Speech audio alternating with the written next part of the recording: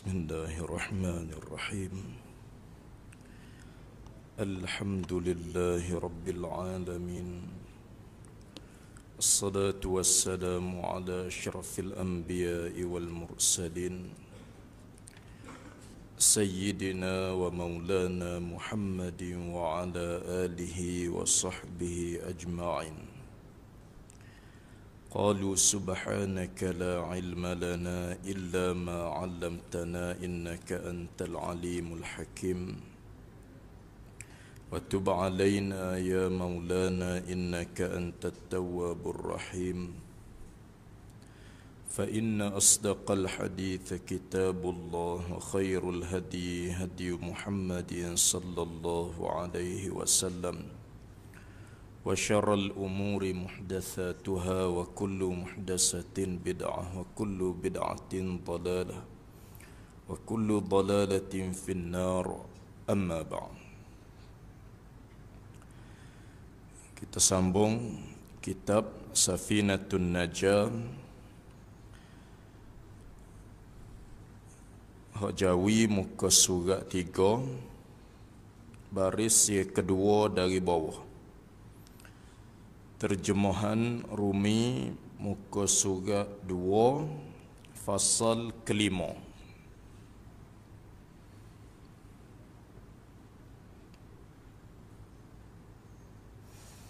Qala al-musannif rahimahullahu ta'ala wa nafa'ana bi'ulumihi wa 'ulumi syekhina fid darain amin ya rabbal alamin. Furudul wudu'i sittatun. Al-awwalu an-niyyatu. Bermula segala fardu wudu' itu 6. Bermula segala fardu wudu'. Dia supaya fardu wudu', rukun wudu', wajib wudu'. Mazhab kita tu supaya rukun wudu 6 perkara ataupun fardu wudu 6 perkara. Maknanya perkara yang wajib, rukun wudu yang wajib di dalam berwudu. Fardu wudu sama juga, yang wajib di dalam berwudu 6 perkara. Dia ni rukun wudu ni pak yang menjadi ijma' ulama. Ya sepakat ulama, tidak ada khilaf. Dan 2 rukun wudu yang menjadi khilaf di kalangan ulama. Jadi jumlah semua sekali ni lah. Kita biasa rukun wudu 6 perkara. Pak ya ijma' ulama dan 2 ya khilaf ulama. Biasanya kalau orang-orang dulu, tutup guru dulu, 6 rukun wudu ni biasa disebut 4 basuh 2 kering tau. Kalau orang-orang lama biasa dengar tau. Dia guna istilah 4 basuh 2 kering. Kalau tak biasa dengar, maknanya orang baru, muda lagi lah. Kalau orang tua-tua, tutup guru tua dulu, rukun wudu 6 perkara, 4 basuh dan 2 kering. Mana 4 basuh? 4 basuh ni 4 anggota wudu yang kena basuh, itulah. Ia kena kena air tu. Muka, 2 tangan, kepala dan kaki. 4 basuh. Mana 2 kering? 2 kering tu niat kering lah.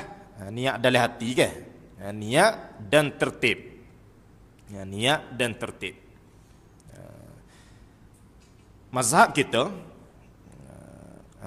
kita wajib tertib membasuh anggota wudu. Tertib ni makna apa? Mengikut susunan, mengikut aturan. Makna kena basuh muka dulu, kemudian baru tangan, kemudian baru sapuh kepala, kemudian baru kaki. Dia kena mengikut tertib. Dia ada lagi Ni bukan rukun wudu, tapi kesempurnaan wudu. Perkara sunat dalam wudu iaitu mualak. Mualak ni kita terjemah ke apa?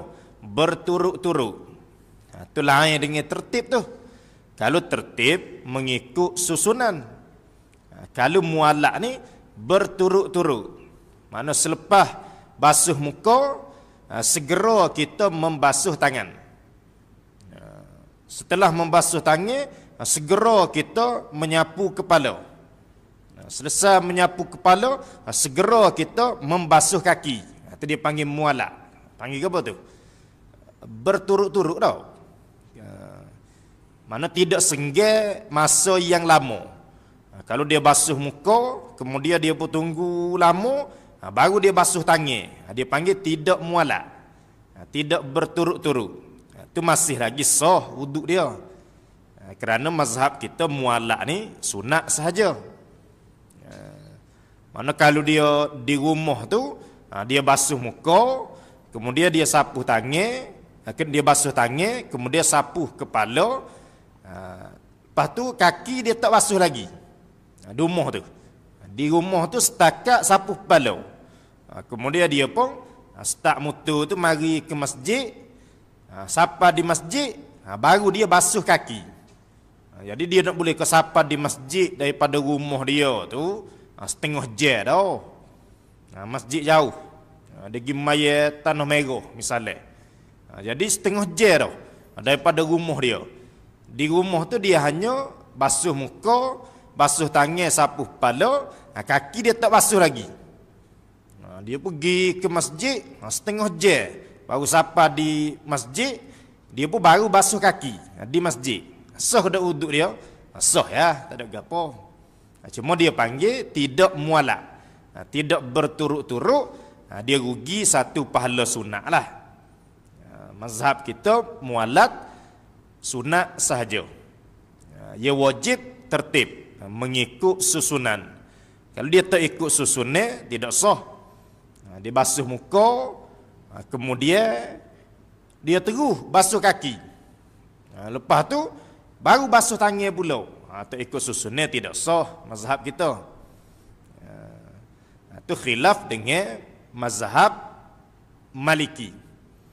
Mazhab kita ikut susunan tertib wajib, mualak sunat. Mazhab Maliki, Imam Malik guru kepada Imam Syafi'i terbalik. Tertib sunat, mualak tu wajib. Mazhab Maliki kena sudah selalu, tapi tak ikut tertib tak apa. Nak basuh kaki dulu tak apa. Mazhab Maliki cuma sunat basuh muka dulu. Mazhab Hambali, mazhab Hambali, Imam Hambali, Imam Ahmad bin Hanbal murid kepada Imam Syafi'i. Imam Hambali pula tertib wajib, mualak pun wajib. Gitu.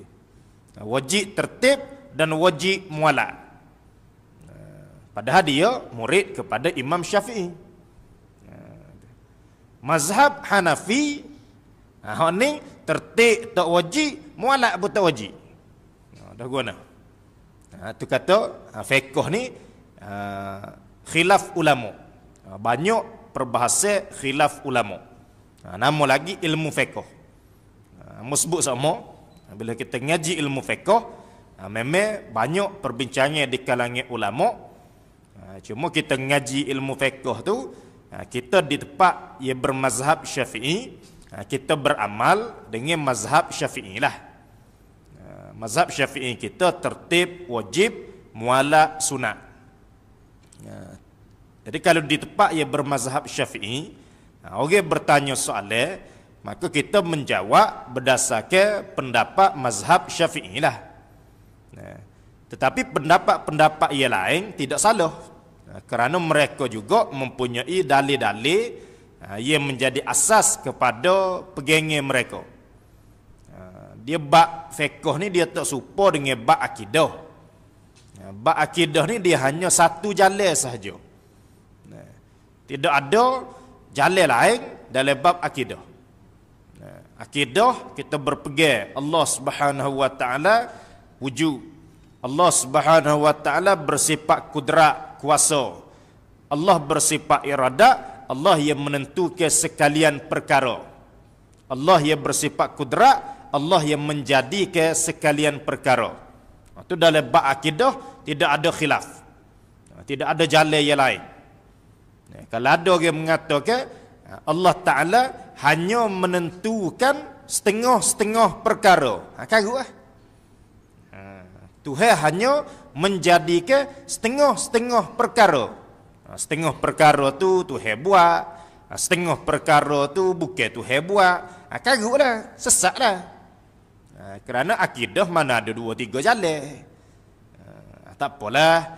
Demo nak berpegang. Tuhan duduk atas langit. Tak apalah. Kawan nak berpegang, tu hidup alai Kaabah. Tak apalah pandangan masing-masing. Mana ada pandangan masing-masing akidah. Ni. Akidah hanya satu jalan sahaja.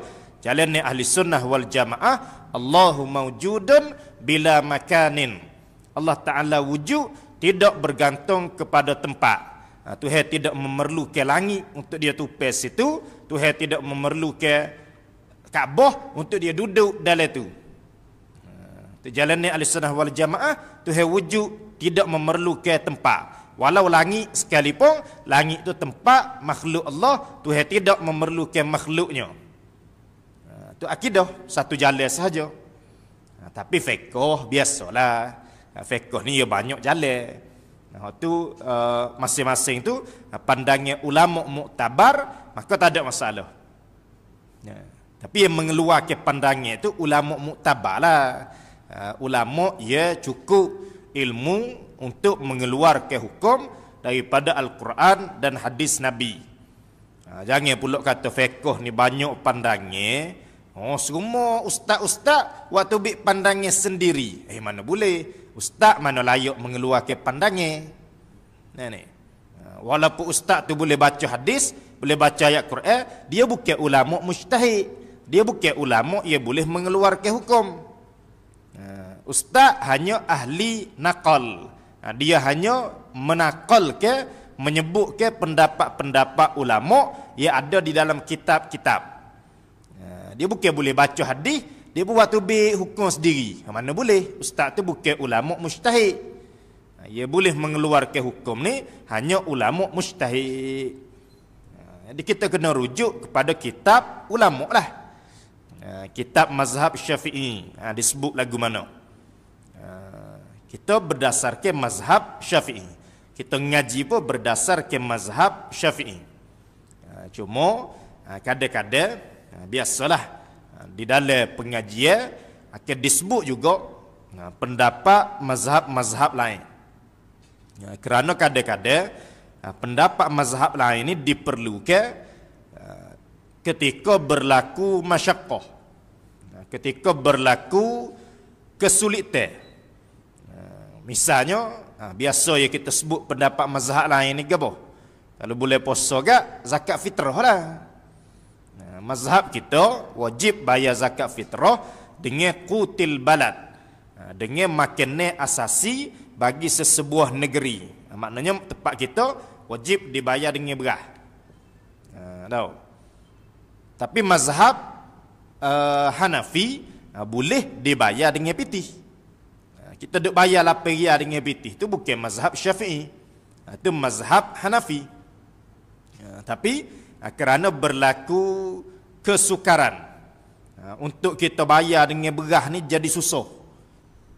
Zaman-zaman dulu ke, kalau orang lama dia dah lah zaman bayar dengan beras ni. Lagu mana zaman bayar dengan beras? Di beranda masjid itu bertambung beras. Orang mari bayar dengan beras ke? Zaman gitu. Lepas tu nak boleh ke bagi tu lambat kalau. Dia bukan boleh bagi selalu. Nak boleh bagi tu lambat, kadang-kadang beras tu separuh rosak.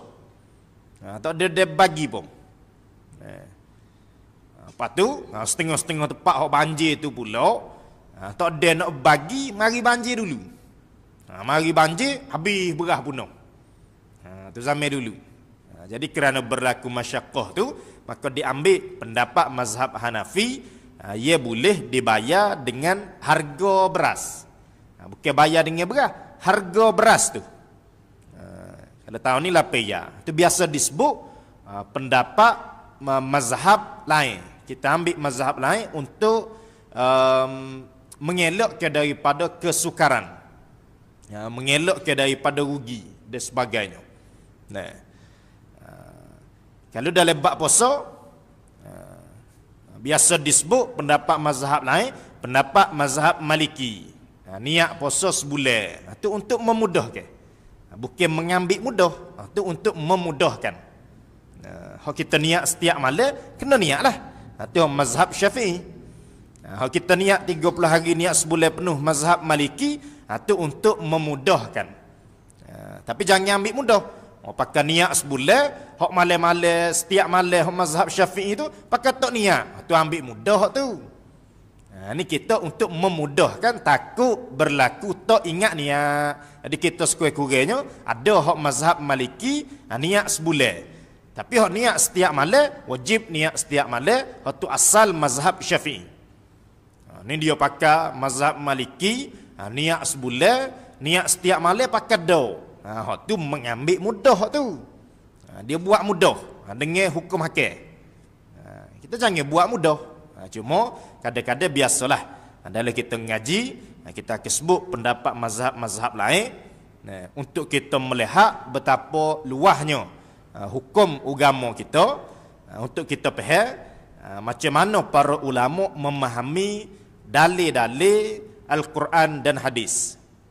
Tapi jangan kita bermudah-mudah. Tidak. Baik. Mana 6 rukun wudu? Al-awwalu an-niyyatu. Yang pertama itu niat. Niat sebut yang pertama. Padahal kita berwuduk ni, mula-mula ni kita niat ke? Mula-mula. Wuduk ni, kita berwuduk, kita membasuh muka serta niat. Dari segi perbuatan. Kita basuh muka dulu ke? Kita ambil air kena di muka, baru kita niat. Kita membasuh muka serta niat. Tapi tiba-tiba, bila kita ngaji dalam kitab, rukun wuduk yang pertama, niat. Bapa tidak kata, basuh muka dulu. Kemudian baru niat. Sama dengan semaya. Berdiri rukun sembahyang. Membaca takbir, takbiratul ihram, rukun sembahyang. Niat apa? Rukun sembahyang. Tapi kita belajar bab semaya, rukun semaya yang pertama, niat. Padahal dalam semaya, kita nak semaya tu kita niat dulu ke kita akad takbir dulu? Niat dulu. Akad takbir dulu tau. Kita akad takbir dulu, Allah tu, baru kita niat. Tapi apa bila niat dulu? Kerana niat ni ialah asal bagi ibadat. Asal bagi ibadat. Dia kepala ibadat. Ia membezakan adat kebiasaan dengan ibadat ni niat. Basuh muka ni panas pun orang basuh muka. Muka cemar pun orang basuh muka. Bangun tidur pun orang basuh muka. Itu adat kebiasaan. Ia membezakan, ia menjadikan basuh muka ni satu ibadat pada niat itulah. Mandi ni hari-hari kita mandi. Tapi yang menjadikan mandi itu sebagai mandi ibadat, niat itulah. Kita niat mandi wajib, kita niat mandi sunat sebelum Jumaat, itu yang menjadikan ibadat. Maka kerana niat ni ialah asal bagi ibadat, maka dia dibilai dulu. Bilai dia dulu. Padahal bila kita berwudu, kita basuh muka dulu. Air kena di muka, baru kita niat. Lama ke pergi faham, niat sebut dulu, dia pergi niat dulu, baru basuh muka. Tak kena gitu. Tak kena. Dah kita baca bab wudu, yang pertama niat. Yang kedua, membasuh muka. Lama ke? Dia pergi peh. Dia pun duduk depan paik tu, dia pun niat dulu. Nawaitul wudu'a lillahi ta'ala. Sahaja aku mengambil wuduk kerana Allah Ta'ala. Baru dia buka paik, baru basuh muka. Itu jadi gitu.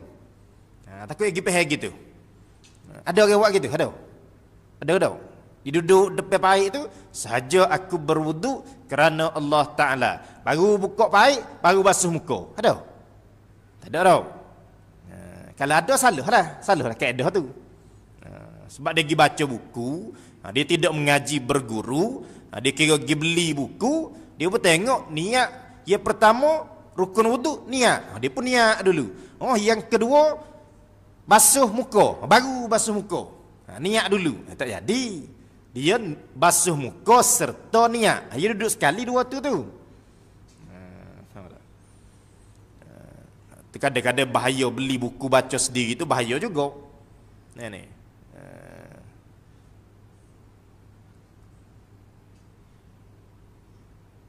Ada orang belajar masuk beli buku. Dia belajar masuk beli buku. Cerita. Belajar masuk beli buku. Jadi dalam buku tu tulis, ia pertama masukkan 2 sudu garam. Dia pergi baca, masukkan 2 sudu. Setakat tu dia baca, dia berhenti situ. 2 sudu kena bubuh. Bawa air gelegok, dia pun ambil sudu 2, bubuh dalam air gelegok tu. Dah 2 sudu garam. Dia tak baca perabi, dia baca masukkan 2 sudu. Dia bubuh sudu 2. Lepas tu garam. Dia pun ambil kaki, bubuh. Lepas tu kemudian masukkan 3 sudu. Dia pun ambil pula 3 sudu. Bubuh pula 3 sudu. Gula, baru ambil gula. Bos siap tu, penuh sudu dalam kali dia tu. Apa? Baca sendiri. Cerita tu tau. Noyak kata bahaya, baca sendiri. Kerana asal ibadat ni ialah niat, maka dia bila niat dululah. Bila niat dulu. Walaupun dari segi kita buat, supaya kita semaya juga. Kita semaya, kita berdiri dulu. Kemudian baru kita mengangkat takbir. Dalam mengangkat takbir itulah kita niat. Jadi niat ni yang ketiga tau. Tapi kita belajar dalam bab semaya, yang pertama rukun semaya niat, yang kedua takbiratul ihram, yang ketiga berdiri. Lagu mana? Yang ketiga berdiri. Jadi dia niat tu duduk dulu. Akad takbir, baru bangun gitu. Ada tau. Kita berdiri, kita akad takbir, kita niat lah. Tapi bila niat, akad takbir, berdiri. Bila gitu. Itu biasalah, bila tu bukan mesti mengikut turut teh. Baik. Yang pertama dalam berwuduk wajib kita berniat. Sebelum kita berwuduk, sebelum kita niat wuduk, gitu. Niat wuduk ni ketika basuh muka. Basuh muka ni rukun wuduk. Sebelum kita basuh muka, sebelum kita niat wuduk tu, sebab kita niat ketika basuh muka. Sebelum kita basuh muka, ada 4 perkara sunat wuduk sebelum tu. 4 perkara sunat wuduk sebelum tu. Apa dia? Yang pertama, bersugi. Bersugi, gosok gigi. Bersugi. Yang kedua, membasuh 2 pergelangan tangan. Membasuh 2 pergelangan tangan. Yang ketiga, berkomor. Yang keempat, memasukkan air ke dalam hidung. Istinsyak dipanggil. Berkomor, madmadah, masuk air dalam hidung, istinsyak. 4 perkara sunat. Ini sebelum berwuduk. Sebelum kita niat wuduk tu. Kita niat ketika basuh muka. Tapi sebelum kita niat tu. Sebelum tu dia ada dah. perkara sunat wudu iaitu bersugi, gosok gigi, basuh dua pergelangan tangan, berkomo, masuk air dalam hidung. Baru kita basuh muka. Masa basuh muka baru kita niat. Sebelum basuh muka, hok kita basuh tangan, komo dengan masuk air dalam hidung, kita belum niat. Kita belum niat wudu ketika tu. Maka pendapat muktamad mazhab kita. Pendapat muktamad mazhab kita bersugi sebelum berwudu, kita basuh tangan, masuk air komo dan masuk air dalam hidung untuk hasil pahala sunat wudu. Maka dia mesti berniat sunat wudu. Nampak tak? Bersugi buat tak sebelum wudu, bersugi. Kau tak gosok gigi sebelum berwudu. Kalau pagi mungkin lah tau.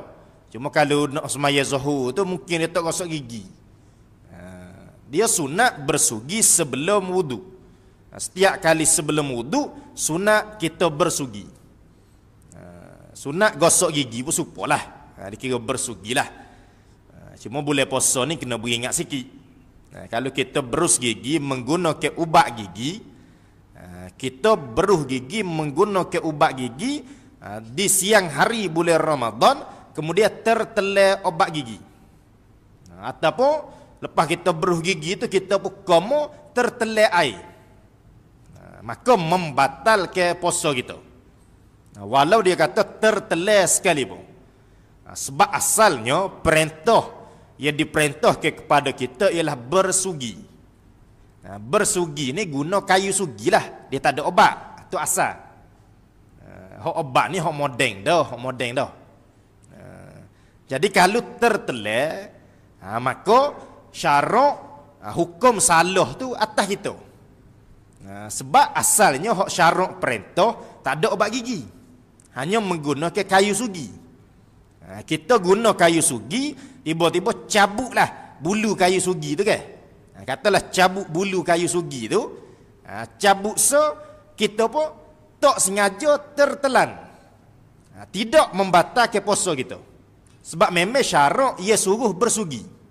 Sebelum berwudu, syarak suruh. Kita pun bersugilah menggunakan kayu sugi. Tiba-tiba cabut satu dua rak bulu kayu sugi tu, tertelan, tidak membatalkan puasa kita. Kerana syarak suruh. Tapi hak modern lah ni, orang menggunakan obat gigi. Obat gigi ni tidak disuruh oleh syarak. Itu hak modern. Bukan salah, tapi syarak tak tekan guna obat gigi. Kita pun gigi basuh, gigi gosok gigi ketika siang hari bulan puasa, kita menggunakan obat gigi. Tak batal sebab tu baru zahir mulut. Kita pun gosok, kita pun komo tertelan obat gigi. Tak sengaja ni, tak sengaja. Kalau sengaja telan tu jelas lah batal. Ni tak sengaja. Tertelan obat gigi membatalkan puasa. Kerana syarak tak tekan kita untuk guna ubat gigi. Apa kita pergi pakai ubat gigi? Tertelan tanggung sendiri, puasa dia batal, lepas raya wajib qada. Wajib qada. Tapi kalau kayu sugi, tertelan orak kayu ke apa? Bulu kayu sugi. Tertelan bulu kayu sugi dia cabut, tidak membatalkan puasa kerana memang syarak suruh bersugi sebelum wudu. Tibak puasa picit dah dah. Mana-mana masjid pun sebelum puasa tu dia ada dah lah. Kuliah puasa tu. Baik. Sebelum berwuduk disunatkan kita bersugi. Sebaiknya menggunakan kayu sugi lah. Disunatkan kita basuh tangan, berkomo masuk air dalam hidung. Hak ni kita belum niat. Niat wuduk hanya bermula ketika basuh muka. Hak kita basuh tangan komo tu kita tak niat lagi.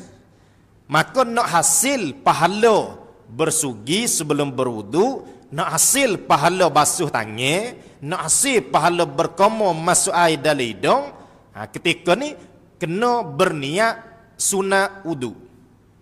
Sahaja aku mengambil sunat wudu, sahaja aku perbuat sunat wudu, aku melakukan perkara sunat wudu. Ikulah. Apa-apa niat yang menunjukkan dia buat perkara sunat wudu. Sahaja aku melakukan perkara sunat wudu. Sahaja aku perbuat perkara sunat wudu. Ikulah, ikut pandai. Ia penting menunjukkan dia buat perkara sunat wudu. Ketika dia basuh tangan tu, kalau dia tak bersugi lah. Kalau dia bersugi ketika dia bersugi tu. Ketika dia bersugi, dia pun niat litah ke dalam hati dia, sahaja aku buat perkara sunat wudu. Ataupun dia duduk bersugi tu, aku buat perkara sunat sebelum wudu. Dia litah dalam hati dia gitu. Dia pun bersugi, siap bersugi, dia pun basuh tangan. Basuh tangan tu tak perlu niat dah lah, sunat wudu tu. Dia niat sekali tu ya. Kalau dia bersugi dulu, dia niatlah ketika bersugi tu, sahaja aku melakukan atau mengambil perkara sunat wudu. Kalau dia tak bersugi, dia pakai basuh tangan selalu, dia bismillah, dia pun basuh tangan kan. Masa tu dia berniatlah, sahaja aku mengambil sunat wudu, sahaja aku perbuat sunat wudu. Tai komo, tai masuk air dalam hidung, tak sunat dah lah. Kita niat cukup dengan sekali lah. Lepas tu kita komo, kita masuk air dalam hidung tu, dapatlah pahala sunat. Kemudian kita pun basuh muka, masa tu baru betul niat wudu. Niat wudu sebenar ketika basuh muka tu. Sahaja aku berwudu. Tu kita akan bincang. Sahaja aku berwudu ko, sahaja aku mengangkat hadas kecil ko. Tapi betul niat wudu ketika basuh muka. Dah sebelum basuh muka kita belum berniat. Kalau kita pergi basuh tangan, pergi komo, pergi masuk air dalam hidung, tak berniat sunat wudu, maka tidak hasil pahala sunat. Tidak hasil pahala sunat. Walaupun masalah ni memang ada khilaf lah di kalangan ulama. Antaranya pendapat Imam Rafi'i, dia tak niat apa hasil pahala. Tapi pendapat muktamad, pendapat Imam Ibnu Hajar, kena niat. Tak niat tidak hasil pahala. Nampak tak? Salah. Pendapat Imam Ibnu Hajar dan Imam Rafi'i, kena niat. Nak dapat pahala sunat tu. Pendapat Imam Subki, Imam Subki tak perlu niat. Tak niat pun dapat juga pahala sunat. Walaupun ada khilaf lagi lah. Tapi pendapat muktamad, pendapat Imam Ibnu Hajar, Imam Rafi'i, kena niat. Barulah dapat pahala sunat wudu. Dah lagu mana? Kita biasanya berwudu. Biasanya orang tak tinggal basuh tangan ni. Tak tinggal lah komo ni. Biasa orang tinggal ni masuk air dalam hidung tau. Biasa tinggal tu tau. Duk tengok-tengok orang ambil semaya tu lah. Komo basuh tangan mula-mula tu ya basuh. Berkomo dia komo. Masuk air dalam hidung. Tu ramai orang tinggal. Duk tengok-tengok orang ambil semaya. Apa dia tinggal? Kalau tanya alasannya, biasanya senok hidung. Biasa gitu tau. Bapa tak masuk air dalam hidung? Senok itu senok. Kalau seruk tu kak, masuk dalam ni, senok. Kes senok dia tak masuk tu. Taklah, masuk air dalam hidung ni hasil pahala dengan sekadar kita memasuk ke air sedikit ke dalam hidung. Tak suruh siapa senok. Kalau dia masuk sikit pun sudah hasil fadilah. Cuma hak moleknya, dia seruk tu banyak biar siapa dalam lah. Dia seruk banyak. Tapi boleh puasa kena beringat lah. Kalau dia seruk banyak tu takut masuk dalam sangat tu membatalkan puasa. Seruk lebih kurang lah boleh puasa. Jadi meski ada masuk air dalam hidung pun sudah hasil fadilat, hasil sunat sebelum berwudu. Tapi apa dia meninggalkan istinsyak, masuk air dalam hidung? Alasannya senang. Dia siapa suruh seruk padal tu? Masuk sikit pun hasil dah pahala sunat. Tiba-tiba dia pergi tinggal, takut senang. Tapi dia lupa. Hak dia mula-mula isap rokok hari tu, berapa minggu dia batuk? Dia belajar isap rokok tu ke? Sampai budak-budak. Zaman dia baru-baru start kerja tu, dia belajar isap rokok. Batuk tak orang isap rokok mula-mula? Cuba tanya para perokok. Batuk tak? Batuk. Orang isap rokok mula-mula dia belajar tu. Tapi batuk pun tebing situ lah. Tebing. Tebing tu kat batuk, merah merah mata. Tapi main 4-5 hari tu, sedap dah, dia pandai dah, dia pandai. Dia pandai serong tu, tak patutlah. Hak tu dia tebing, pasal nak isap rokok. Tapi memasuk ke air ke dalam hidung, senok sikit hidung, pakai berhenti.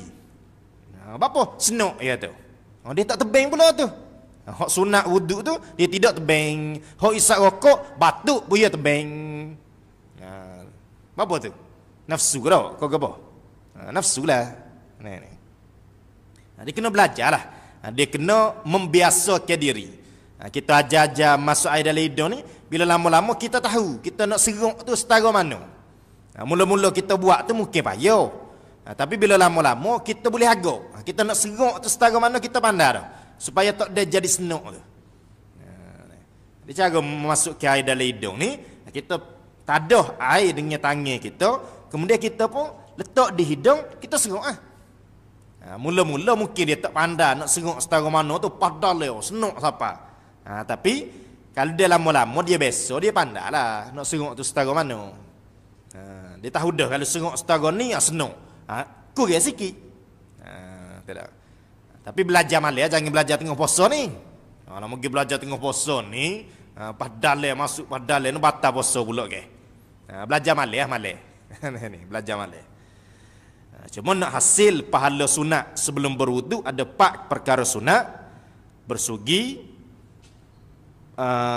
basuh tangan, berkomor, memasuk ke air ke dalam hidung. Itu sunat. Tapi kita belum berniat nak dapat pahala sunat ni, kita kena berniat sunat wudu. Dia gosok gigi tu dia pun berniat sunat wudu. Dia pun gosok gigi, basuh tangan, komor tak perlu niat dah lah. Sebab dia niat sekali lah. Basuh muka dia pun niat wudu. Itulah niat yang sebenar. Itulah niat wudu yang sebenar. Nampak tak? Kemudian perlu disebut juga, yang pertama niat wudu. Bila kita nak berniat wudu, ketika membasuh muka, kita mengambil air, masa tu tak perlu niat lagi. Bila kita perlu niat, apabila air telah sampai di muka. Air kena pada muka, waktu itulah kita berniat wudu. Lagu mana nak niat, itu nanti kita bicara. Mengangkat hadas kecil ke, lagu mana kalau dia berniat, sahaja aku mengangkat hadas. Bagaimana? Kalau modern sikit lah ni, sahaja aku berwudu. Tidak. Lagu mana? Nak mana so? Itu biar dulu.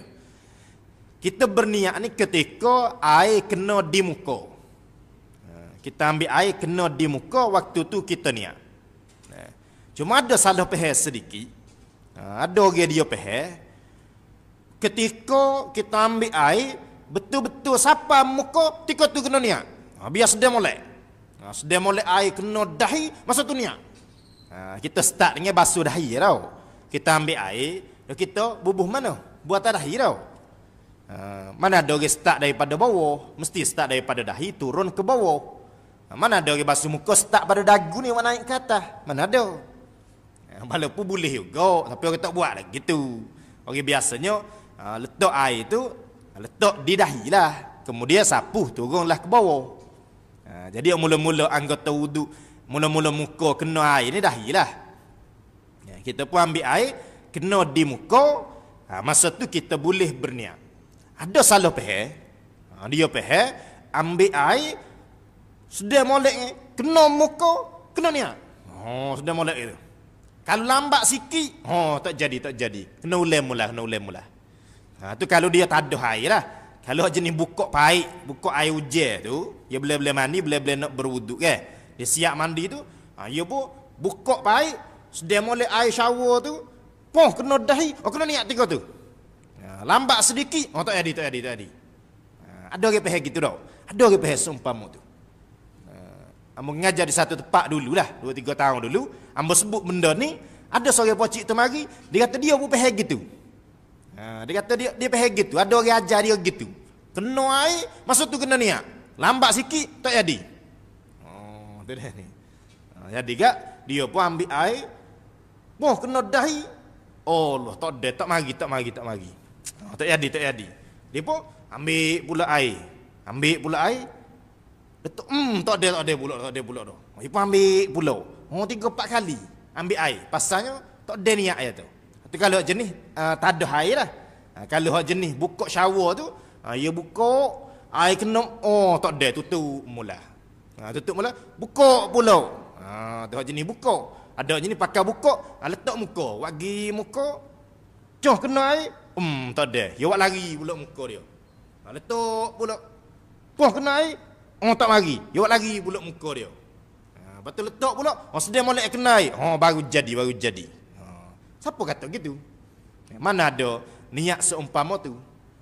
Kita berniat wuduk ketika air sampai di muka. Lewat pun tidak ada masalah. Lewat tidak ada masalah.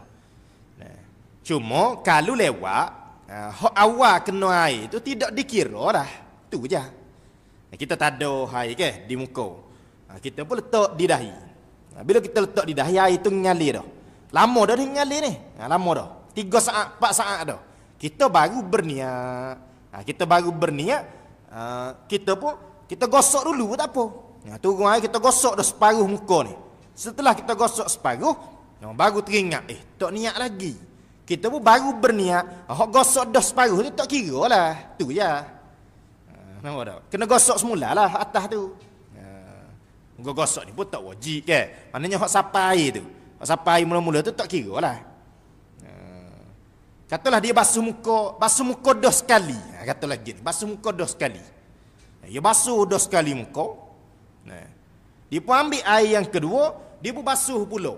Masa basuh yang kedua ni dia baru teringat, tak niat tadi hak mula-mula tadi. Lepas tu dia kena buat kan? Hak yang kedua ni lah dia niat. Maka dia kerana dia yang kedua, basuh yang kedua ni dia baru niat, basuh yang pertama tadi tak kira lah. Kira basuh biasa ialah waktunya. Maknanya hak ni, hak baru niat ni baru basuh pertama, dia tambah lagi 2 lah. Nampak tak? Dia tak ada masalah, dia niat lewat, tak ada masalah. Kalau dia ambil air semaya, dia ambil di bawah paip hujan, air shower tu. Dia buka, kena lama dah di muka ni. Kena lama dah. 10 saat dah kena air. Dia pun baru niat, sahaja aku berwuduk. Hak kena air awal tu, tidak dikira lah tu. Hak ni lah baru kira. Hak setelah dia niat ni, baru kira. Tak perlu pun dia buat lari muka dia, buat gi pula muka dia. Nak betul-betul niat tu berserta dengan kena air. Tak wajib gitu. Kena air lama dah pun, dia baru niat. Hak kena dah sebelum niat tu, tidak dikira lah. Hak kena selepas niat ni lah baru dikira sebagai membasuh anggota wudu. Dia tak ada isu pun. Nampak tak? Tak ada isu pun.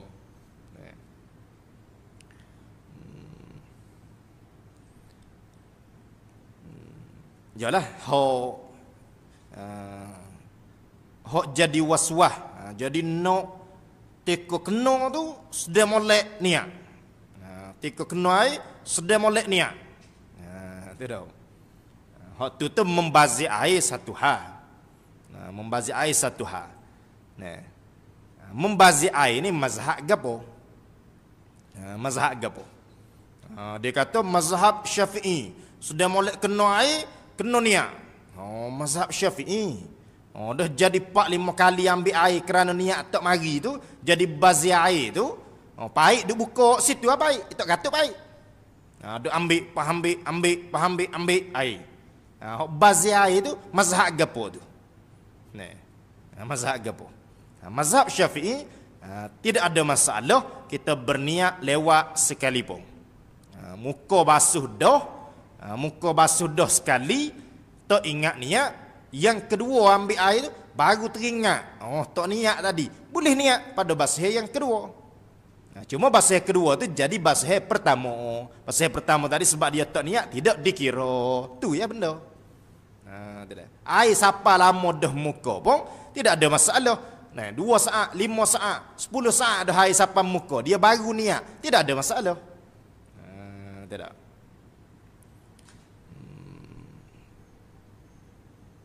Beres itu. Tu kadang-kadang kena betul lah. Ada beberapa salah pehel. Sama dengan mandi wajib. Dia pehel, mula-mula air kena pala. Kalau dia basuh pala.